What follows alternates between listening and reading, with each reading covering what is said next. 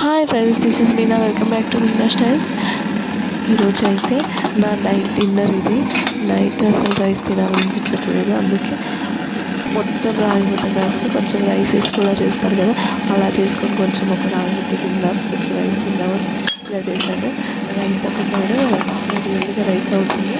ఇంకైతే వాటర్ బాగా వేడి పెట్టి తర్వాత దాంట్లో రాగి పిండి వేసి చేశాను. ఇలా చేస్తే చాలా బాగుంటుంది. గుత్తి రాగి ముద్దనే ఇష్టం నాకు, రైస్ కలపడం ఇష్టం ఉండదు. కానీ ఇంకా అలా తినొద్దు ఈ చలికాలం అనేసి అన్నారు అందరూ, ఇంకా అందుకే ఇలా చేస్తున్నాను.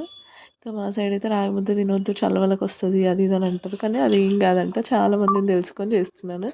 ఇంక ఇదైతే రాగి ముద్దలోకి పన్నీర్ ఇంకా చోలే మసాలా కర్రీ ఉంది, అందుకే రాగి ముద్ద చేశాను.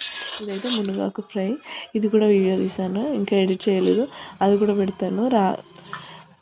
మునగాకు ఫ్రై చాలా మంచిది హెల్త్కి. మా పిల్లలు మేమైతే బాగా తిన్నాము.